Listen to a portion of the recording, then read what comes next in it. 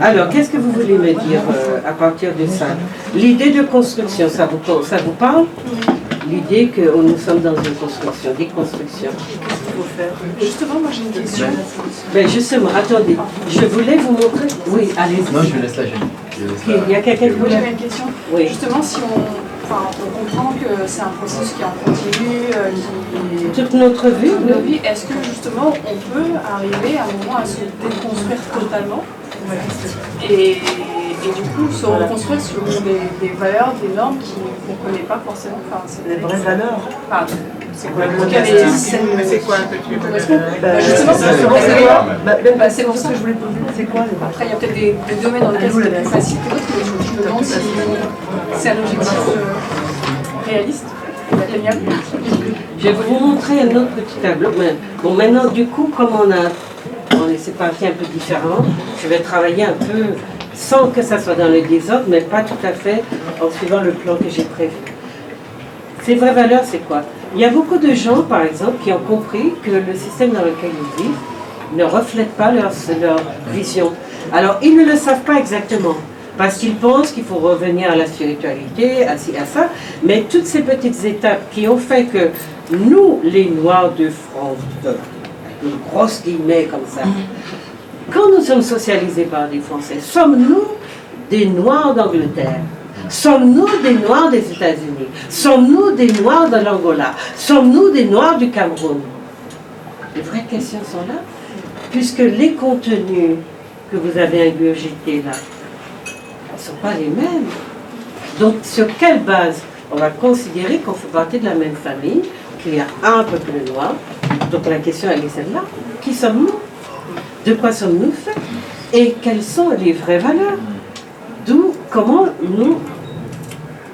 arrivons-nous à nous rencontrer ensemble? Donc, quand nous nous rencontrons, qu'est-ce que nous nous disons qui est important? À part avoir fait sélectionner quelques grands traits de culture, bon, on va parler de l'Égypte antique, etc. Et puis là, mais tout le reste, qu'est-ce qui fait qu'on est ensemble? Est-ce que dans les formes de socialisation que nous recevons, par exemple, de la France, qui ne veut pas nous restituer notre histoire, qui nous oblige, nous a-t-elle dit, à vivre en démocratie, qui nous fait une vie de citoyen, mais qui n'abolit pas le code noir, qui nous fait une vie de je ne sais quoi, et qui nous dit que nous avons les mêmes droits et les mêmes devoirs que les Français, pour payer les impôts, oui, pour faire qu'elle capte toutes nos richesses, oui, mais quand il faut monter, etc., elle dit, oh, plafond de verre, attention, interdit de vous retomber, parce qu'il n'est pas question, que vous soyez comme nous, parce que dans nos îles colonisées, nous sommes dirigés du début à la fin, du matin au soir, par des Français qui viennent de France, qui ne sont pas ni des Martiniques, ni des Guadeloupéens. Je suis tentée que ça existe, parce que vous êtes citoyen français, vous n'avez pas de... Voilà. Donc, de quoi on est? En fait, pour moi, l'intérêt de réfléchir comme ça, c'est violent, ça peut être douloureux, mais si on fait pas ça, c'est pas la peine de croire qu'on a compris quoi que ce soit, ou bien qu'on va avancer dans quoi que ce soit. Donc, qui sommes-nous? Que voulons-nous? Comment nous mettre ensemble? Que travailler pour nous rapprocher? Et à quel moment décider qu'on fait peuple? Ça, ce sont les questions de base qu'il nous faut, sur lesquelles il nous faudra réfléchir. Je voulais, alors, bon, en psychologie sociale, par exemple, bon, j'ai beaucoup travaillé sur les choses comme communication, et puis opinion, la production de la pensée. C'est ça que je vous pose comme question là. Comment pensons-nous? Comment sont nés nos modes de pensée? Celles d'un Afro-Américain. Pourquoi, par exemple, en France, on nous incite à devenir des petits fonctionnaires avec, comme j'avais lu dans un texte qui m'avait beaucoup amusé, on disait, il tenait à la chaise et la chaise tenait à lui. Parce qu'à force de réchauffer le rond de cuir qu'il y avait sur la chaise, eh bien, le cuir avait fondu. Donc, quand il se levait avec la chaise. Ça veut dire que dans le système français, nous sommes formés avec des exécutants, des personnes qui... Voilà. fonctionnaire, d'ailleurs, chez nous, c'est la panacée. Si on est fonctionnaire white, on est quelqu'un. Et pourquoi dans les sociétés où les Noirs ont été socialisés par les anglo-saxons, je dis ils ont été socialisés. Je vous ai montré que les contenus des formations ne viennent pas de nous. Donc, ils ont été socialisés à la façon des anglo-saxons. Ils sont entrepreneurs, même en Afrique, vous le voyez. Tous ceux qui sont plutôt sortis des cuisses des anglo-saxons, ben, ils sont entrepreneurs, ils sont libres de penser, ils imaginent ceci. Ils ont une monnaie. Ils ont une monnaie qui est à eux. N'est-ce pas? Oui. Eh bien, nous, on est que en Afrique francophone, non seulement c'est les plus pauvres, ils ont les fesses collées sur les ronds de cuir, ils ont une sorte de conviction des personnes importantes. Ils sont riches de toutes les matières que le bon Dieu a déposées chez eux, mais ils laissent leur peuple crever dans je ne sais quoi, pour être eux, avoir le droit de déposer d'abord qu'ils veulent de l'extérieur, les amener manger sur le dos du peuple, comme celle qui est en train d'être emprisonnée actuellement. Et puis, vous voyez, ils sont contents. Ils sont contents, ils vivent comme ça, voilà. C'est une vision. Il ne faut pas avoir un esprit d'entrepreneur, d'entreprise et vouloir surtout devenir indépendant, autonome et prendre sa vie en charge. Dans les pays anglo-saxons ou dans les mentalités, regardez même, chez les Africains américains, ils ont créé des universités à eux parce qu'ils ont pensé à un moment donné que ça ne pouvait pas. Alors les Américains blancs ont dit oui, c'est des sous-catégories d'universités, mais il n'empêche que ça a donné de très grands intellectuels noirs, africains, qui ont pris leur vie en main. Mais c'est possible dans une société communautariste comme les États-Unis. C'est pas possible en France, où on est citoyen, on est dans l'universel, et tout le monde dit, comme chez nous, avec nos grands importants là, on crée la créolité, on parle de la créolisation, on crée, attention, le tout monde, et on est heureux, la bouche en cœur, on va dans les grands salons. Moi je pense à Bisson, on va dans les grands salons, la bouche en cœur, et on parle du tout le monde universel, des descendants d'esclavisés qui n'ont pas encore la peau du cul qui leur appartiennent et qui vont dire au monde qu'il faut créer le tout monde, mais comme si le tout monde en avait quelque chose à foutre de nous, sinon à nous garder en esclavage et à continuer de nous extirper toutes les richesses dont la nature nous a investies. Bon voilà, c'est ça que la société française crée comme type d'intellectuel. Il n'y a rien d'autre à dire. Tous les autres.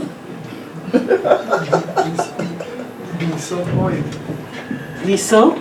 Le type est sorti de, soi-disant, de l'OJAM. Le type est sorti de l'OJAM. Oui, il est sorti de l'OJAM, mais il a atterri dans le tout monde. Il y a un problème, ça vole planer, ça. Non. Moi c'est genre. Alors, vous comprenez que je suis en guerre, parce que tous nos intellectuels, c'est ça qui nous vendent. Et moi, je suis la seule petit canard boiteux qui dit ça, c'est de la merde. Arrêtez de nous couillonner. Eh bien, non, je suis indexé, je suis. Je suis un petit canard qui gêne, qui dérange beaucoup. Mais enfin, vous voyez, petit à petit, la vérité, on va la découvrir. Oui. Elle va sortir. Alors, donc. Avec puisqu'on parlait de qui sommes-nous, gardez la question, parce qu'il faudra qu'on en fasse quelque chose. Je voulais vous montrer. J'aurais une question par rapport à cela. Dites-moi. Moi, je pense du principe que pour se poser la question, déjà, qui sommes-nous? Oui. Il faut déjà en fait déconstruire certaines choses, pour pouvoir même prendre conscience que nous ne sommes pas en fait ce que nous sommes aujourd'hui. Nous ne devions pas être ce que nous sommes aujourd'hui. Oui, il faut se poser la question. C'est une étape très difficile. Bon, moi je suis passé un peu. J'ai pas terminé, mais c'est très dur. Bien sûr. C'est comme en fait, pardon, plus fort. C'est comme, en fait, on s'est imprégné des choses, mais qui ne sont pas de nous, comme des paroles d'évangile. Et quand vous C'est très dites... difficile de Oui, construire. non, on ne déconstruit pas. Mais le fait que vous êtes en train de vous dire comment déconstruire, vous avez déjà commencé à déconstruire. Parce que les gens à qui nous reprochons d'être des grands aliénés et qui nous gênent parce que nous avons une représentation de nous un peu différente, même si elle est un peu branlante, mais quelque chose est de l'ordre de la recherche, de la quête de quelque chose. Parce qu'au son, il y a les bruits du monde, mais il y a les bruits du continent, il y a les bruits de l'histoire. Donc au bout d'un moment, on regarde et on se dit, mais il y a quelque chose là qui ne va pas. Mais cette question-là, elle est fondamentale parce que c'est une étape qui vous permet qui vous projette dans une interrogation intime qui vous dit, mais au fond, est-ce que ce que je sais, est-ce que ça me représente, est-ce que ça dit quelque chose de moi? Et vous allez comprendre que, surtout quand vous vivez dans les sociétés qui nous ont colonisés, par exemple, vivre en France, avec ce qu'on va appeler nos compatriotes français, c'est important de voir à tout moment, ils vous regardent d'un air très suspicieux quand vous dites que vous êtes français. Et donc j'ai dit aux gens, ils ont raison. Sur cela, moi, je suis assez catégorique. Ils moi, ont raison. Je leur dis que je ne suis pas français. Mon nom, jamais. Ce sont mes papiers qui sont français. Je dis que j'appartiens à la France. Et assez souvent, les gens... Non, mais c'est bien ce que je vous dis. C'est bien ce que je vous dis. Je ne me reconnais pas dans Non, mais, je suis pas mais vous avez des Antillais parce il y a que... des gens qui s'interrogent, mais en gros qui ne comprennent pas. Ils ne comprennent pas. Eux, de leur côté, je sais que c'est leur histoire, c'est ce qu'ils sont aussi formatés, ils sont aussi programmés, conditionnés que nous-mêmes. Oui, le travail de désaliénation n'est pas fait. Il y en a beaucoup qui ne font pas le travail de recherche que moi je fais. C'est ça. Je ne leur en veux pas pour ça. Vous voyez. Mais par moment, c'est quand même... C'est exténuant, des fois, à chaque fois. Ah, mais c'est exténuant. C'est exténuant. Vous devez vivre une deuxième vie en parallèle à celle de la société officielle. Vous devez vous inventer une deuxième vie. Et je peux vous dire que c'est ce que les Africains américains ont appelé le double consciousness, la double conscience. Les Africains américains, c'est ce qui fait qu'ils sont, par exemple, dans les mondes qui ont été esclavagisés, dans la dernière période, par les Occidentaux, les Africains américains se détachent très, très nettement. Ou les Anglo, enfin ceux qui sont colonisés dans les îles caribéennes, dans les îles parlant anglais. Eh bien, ils se détachent parce qu'ils ont vécu avec cette double consciousness tout le temps.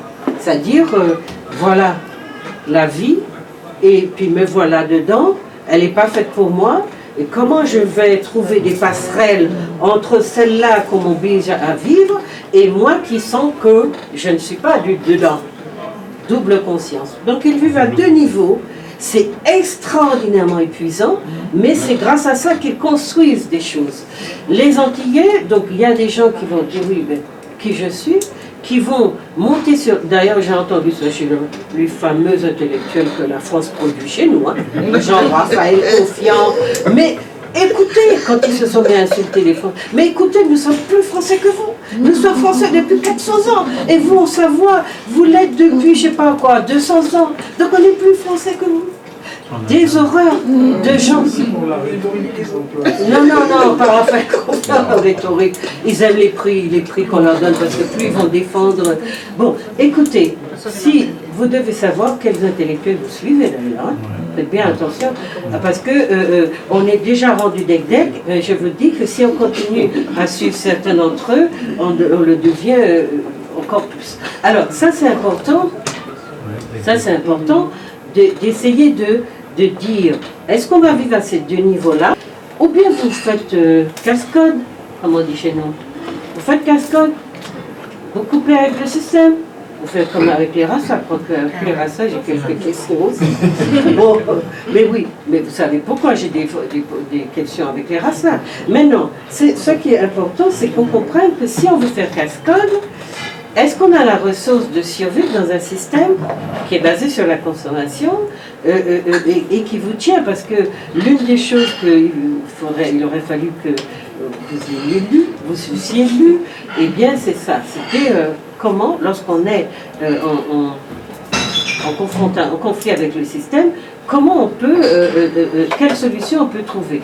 Donc je voulais vous montrer, puisque la question que posait Madame tout à l'heure, c'était comment on fait pour reprendre.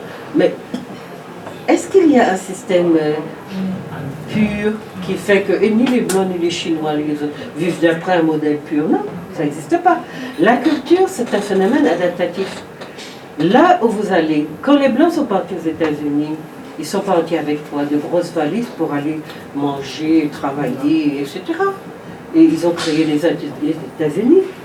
Ou les Amériques, peu importe. Et les Européens font comme si ceux-là étaient sortis de je ne sais où. Ce sont des Européens. Ils sont partis là-bas, ils ont inventé un truc, d'ailleurs bien agressif et vilain, et puis ils sont dans ça. Ce sont des Européens. Bon, maintenant, sortis d'Afrique, là, nous, déportés avec tout ce que ça comporte de fracas dans nos vies, comment on renoue avec ça, c'est-à-dire que, imaginez que nous, aujourd'hui, on décide de renouer avec le continent. On va où? C'est la question que je me pose actuellement. On va où? Surtout quand il y a le Bénin et qu'il y a Talon qui est dans la Franc-Afrique. Attention, hein. On va où? Et même si on va, parce qu'avec l'ADN, les Africains américains ont trouvé. Et moi, j'ai conseillé à beaucoup de gens de trouver. Ils ont trouvé leurs origines. Mais on va où? Dans quel village? Dans quel nom de famille? Dans quel machin? Il y a peut-être un maire dans un village à qui on ira dire « Tu sais que je suis de chez toi, hein ?» Ah, on fait quoi de toi? Maintenant que tu me dis que tu es de chez moi, on fait quoi de toi? Adoption. Adoption. Bon, on adopte qui on peut. Pour que ça ne donne pas le résultat comme le petit là. Mais écoutez, non. Mais écoutez, qu'est-ce qu'ils sont devenus ceux-là du Libéria? Ils ne sont pas allés faire toutes sortes de misères aux Africains là-bas en jouant au supérieur. Moi, je dis aux Africains, méfiez-vous de nous. Nous, la colonisé avec l'esprit qu'on est supérieur aux Africains, qu'on a ci, qu'on a ça. C'est pour ça que beaucoup d'Antillais, de Martiniquais notamment, nous disent qu'ils sont pas africains. Ment pas africains. Ils sont rien. Ils sont sortis de leur mélanine, ils l'ont pris. Leurs cheveux crépus, je leur dis, vos cheveux crépus, vous les tenez d'où? Il n'y en a qu'un, un seul peuple qui les a. Il vient d'Afrique. Comment pouvez-vous me dire je ne mens pas africain? Ça veut dire quoi ça? Ben voilà les formes d'aliénation que la France qui nous a convaincus que nous descendions d'une civilisation supérieure à celle des Africains, puisque l'esclavage, elle a fait une croix dessus. Toutes les tortures et les méchancetés qu'ils nous ont fait, ben, on a fait une croix dessus, et on ne retient que l'appartenance à la grande France et à la carte d'identité. Attention, il faut voir les Martiniquais défendre leur carte d'identité. Un morceau de papier, un code noir qui n'est pas encore abrogé, un morceau de papier. Mais il faut nous voir. C'est plus que... J'ai lu un très beau livre d'un sociologue qui s'appelle Jean Baudrillard. Ça s'appelle Carnaval et je l'ai cité, je pense, dans ce livre-là. Carnaval et je ne sais pas quoi. Il faut voir comment il nous décrit en termes de carnavalisation de nos... mais nous sommes un vrai carnaval. Non, mais la France a fait de nous un vrai carnaval. Et le sentiment que, justement, parce qu'il n'y a pas de désaliénation véritable, au contraire, la France continue, elle donne des récompenses. Donc les gens n'ont pas le sentiment de ne pas être eux-mêmes. Pour eux, c'est la caricature d'eux-mêmes qui sont devenus, qui est leur identité. C'est pour ça que le mot identité, on ne doit pas jouer avec ça, rigoler avec ça, c'est terrible. Terrible. Donc moi je parle plutôt de personnalité. On est quoi? On est qui? On vient d'où? On va se récolter avec qui? Qu'est-ce que vous vouliez dire? En fait, je veux dire, il y a certaines personnes, enfin des Guadeloupéens par exemple de ma famille, genre, on peut dire que c'est parce qu'ils savent pas, ils n'ont pas eu la connaissance de leur identité, qu'ils rejettent les ancêtres africains, mais pourtant quand j'essaye de leur apprendre, ça marche toujours pas. Par exemple, ne serait-ce que pour les cheveux, j'ai une tante qui ça passe pas. J'ai une tante qui m'a dit qu'elle n'était pas africaine. J'étais ah bon, tes cheveux disent le contraire pourtant, mais tu vois, c'est pas passé. Ouais. Et quand ils s'identifient aux blancs, on a l'impression que voilà. C'est eux. Oui. Non mais et puis que alors moi je veux dire quand on vous parle de l'invention, parce que en sociologie il y a beaucoup de théories comme celle-là, l'invention de la réalité. Et il y a un monsieur, je ne sais plus son nom, mais c'est un très beau livre aussi, c'est L'invention de la tradition. Eh bien, pour les peuples comme les nôtres, si vous tapez Invention de la tradition, vous trouverez. Il y a pour les nôtres, c'est Osman Eichmann, je ne sais plus son nom. Quand vous analysez comment les gens inventent des réalités qui n'ont ni queue ni tête, mais qui s'y accrochent et qui croient véritablement que ça reflète une réalité. L'invention de la réalité, c'est comme l'invention de la tradition. Il y a des gens qui vont vous dire que, voilà, ils viennent de ci, ils viennent de ça. Alors, quand il y en a qui acceptent d'être descendants d'Africains, ils vous disent qu'ils sont forcément des royaumes. Donc, c'est en fait, non, l'analyse sociologique, c'est qu'en fait, on rejette la condition qui a été celle d'esclaviser, et qui fait que, bon, l'esclave, c'est ce qui est le pire, alors qu'ils sont victimes d'un système qu'ils auraient pu regarder comme un système, mais scélérat, et dire, c'est sur ce système-là que je projette mon refus, ou bien, etc. Non, non, non. Donc, c'est dans l'Afrique, c'est sur l'Africain, c'est sur, etc. C'est important qu'on comprenne ça. Hein? Donc, ce que je voulais vous dire, puisqu'on parlait de la culture, c'est comment se forme l'opinion. Alors, il y a tout un texte qui va avec, mais je vous ai pris seulement le tableau qui est là. Et dans ce tableau-là, vous voyez, on vous montre que ce que vous avez au bout là, vous voyez, qui donne l'opinion, c'est comment vous pensez, comment pensons-nous, d'où nous viennent les contenus de nos pensées, de nos croyances, comment on peut sortir d'une situation abominable et avoir un discours incroyable, incompréhensible. C'est ça. Parce qu'on trouve qu'il y a des paradoxes. Je ne peux pas comprendre qu'un descendant d'esclavisés me dise qu'il est de ce que d'eux. Parce que même la bourgeoisie que nous avons, mulâtresse, etc., qui fait l'intéressant à longueur de journée, elle descend des esclavisés. Donc j'ai envie de comprendre d'où vient cette maladie de grandeur, cette folie de grandeur qu'ils ont. Bon, alors comment pensons-nous? Ou un déni, ça déni. Un complexe. Un déni complexe, ça va ensemble, mais c'est de toute façon un problème. Alors, comment pensons-nous? Comment pensons-nous? Donc, ce qui sort au bout de l'opinion, là, qui dit, voilà, nous émettons des manières de penser, nous y tenons, on s'y accroche, parfois même on déchire les autres pour rester dominant, enfin, dans sa pensée. Mais voilà, ce qu'on vous apprend, donc ça c'est de la psychologie sociale, hein. Ici vous avez un axe de singulier de la personne, et puis là vous avez l'universel, ici. Donc voilà, je vais vous lire poids relatif dans la formation des opinions. Donc on va vous dire, vous voyez le triangle s'ouvre, s'étrécit à mesure que vous avancez et que vous allez émettre une manière de penser. Mais le contenu, tout à l'heure je vous ai expliqué que, en fait, nous sommes socialisés, mais nous n'avons pas d'emprise sur les contenus. En fait, c'est la société, le dominant, les classes. D'ailleurs, ce sont les classes bourgeoises qui forment les formats d'enseignement. Donc, vous avez ici, vous commencez ici. Qu'est-ce qu'on vous dit qui entre dans ce qui va former votre opinion, votre manière de penser, votre manière de dire, de décliner. Donc, système économique, social et politique d'une période historique donnée.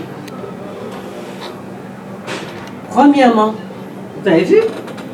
Qu'est-ce que ça vient faire dans l'opinion?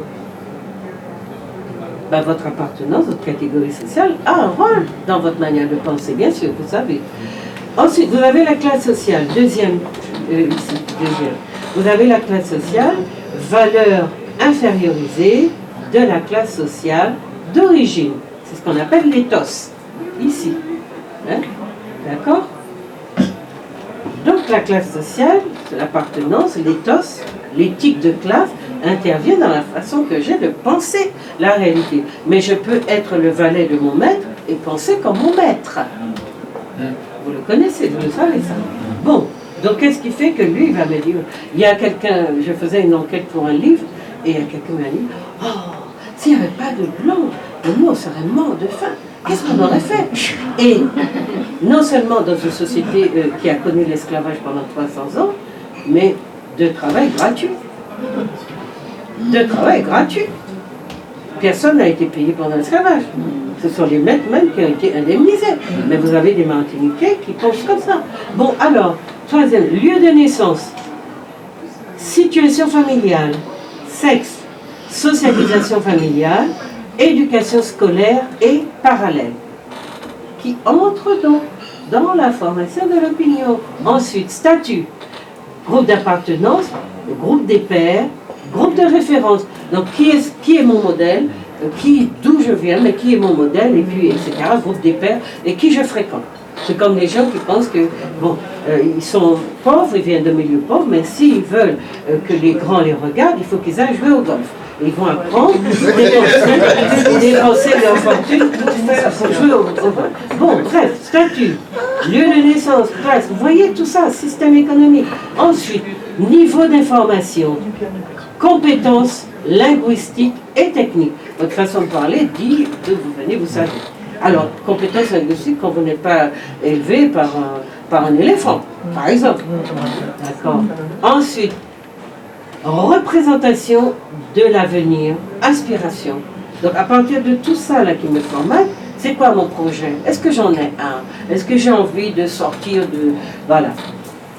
Pour aller me projeter dans quelque chose. Et est-ce que ce quelque chose-là, c'est d'aller apprendre à jouer à l'apprenti bourgeois? Parce que je suis fascinée, c'est un groupe de référence, ils sont grands, et puis ils ont maison, mari, femme, bateau, bientôt hélicoptère, yacht, et peut-être, voilà, etc. Résidence et puis tout le reste aussi. Bon, ensuite, dernière étape, prise de position antérieure.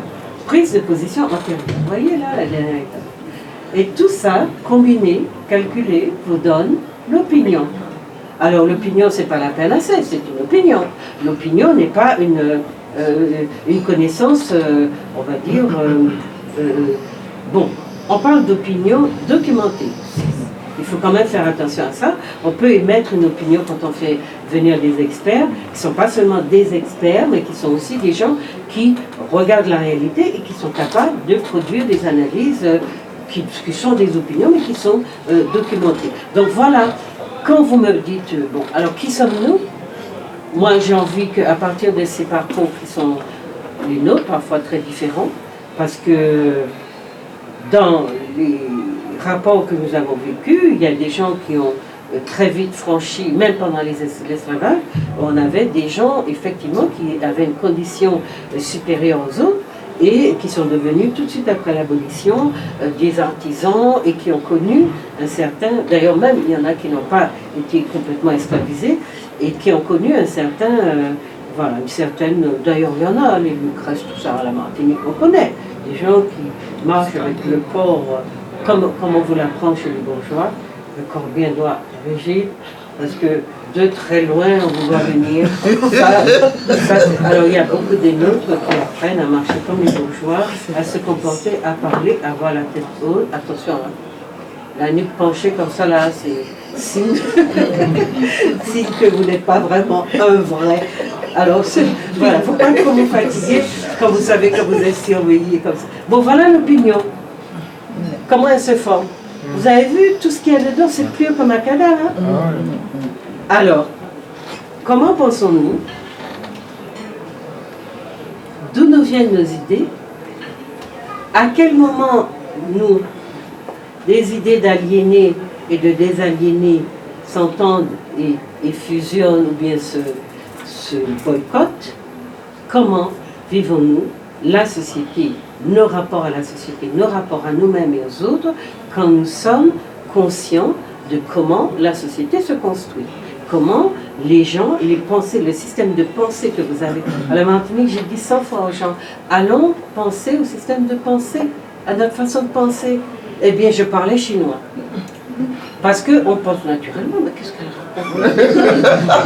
Mais elle déconne, non, c'est nature. Mais je pense comme ça, c'est normal.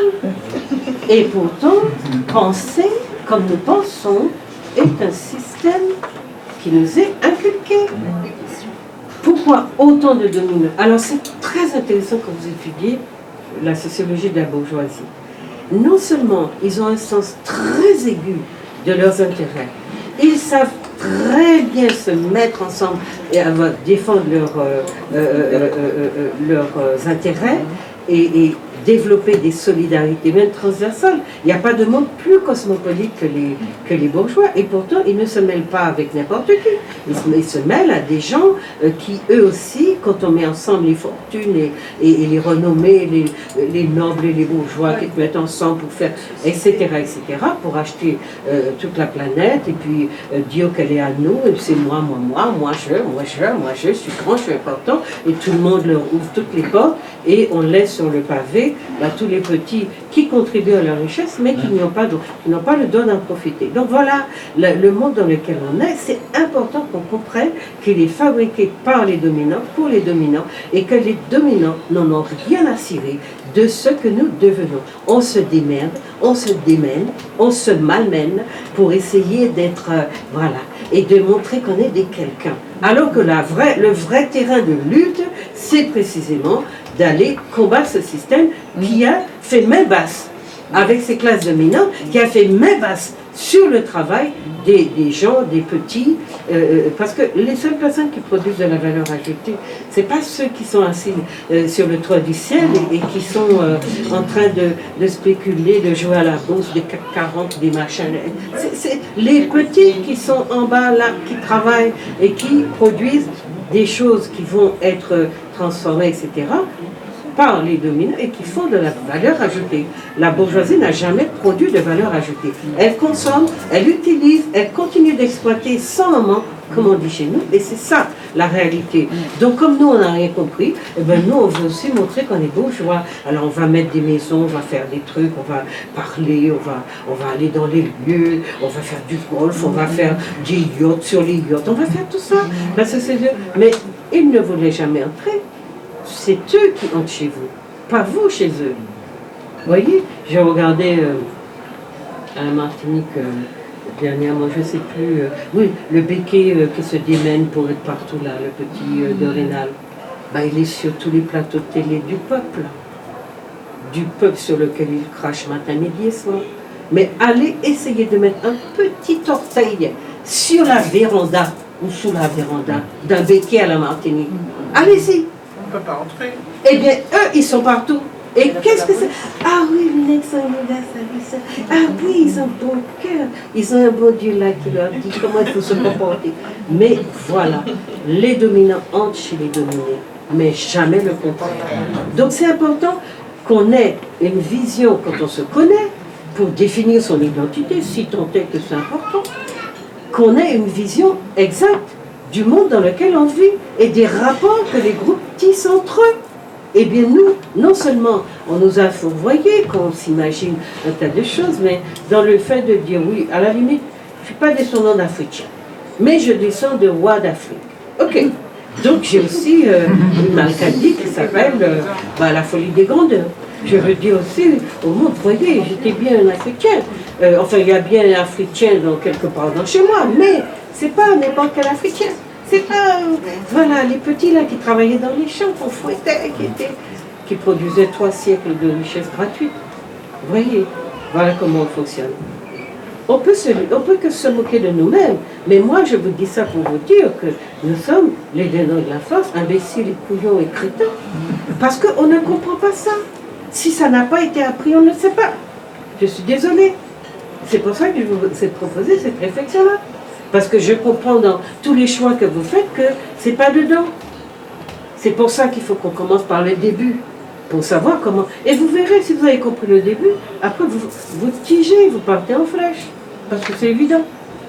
Les pièces du puzzle ne s'entassent pas, ne s'encastrent pas.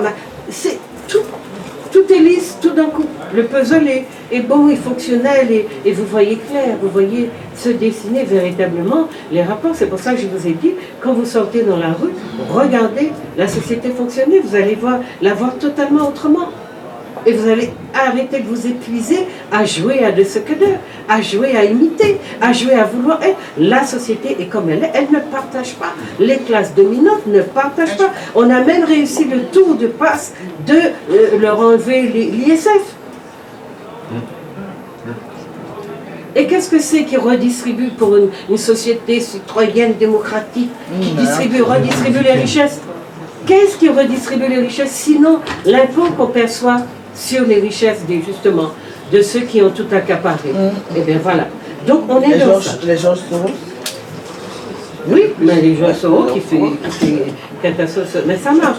Alors, maintenant, ce que je voulais vous dire, donc il y avait un autre texte aussi que j'avais prévu pour vous, c'est ce qu'on appelle un fait social en sociologie. Vous voulez parler un petit peu parce que la théorie, ça peut être, quand on est dedans, c'est bien, hein, mais si c'est nouveau, ça peut vous fatiguer.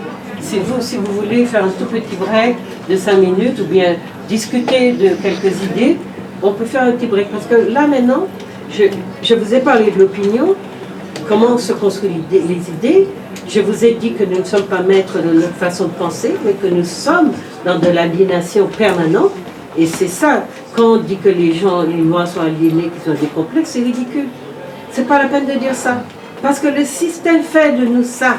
Et comme nous ne sommes pas conscients de comment marche un système, nous ne savons pas que nous sommes les jouets sombres au carnaval des autres, dont Césaire nous a parlé. Arrêtons d'être les jouets sombres au carnaval des autres. J'entends notre petite bourgeoisie politique répéter ça à longueur de journée. Et quand vous la voyez agir, vous vous dites, mais quelle bande de crétins. Non seulement ils répètent Césaire qui avait un sens quand même de la dignité, non seulement ils le répètent, mais ils n'ont pas compris ce qu'il nous disait quand il disait ça. Parce qu'autrement, ils ne se seraient pas ridiculisés comme ils le font là.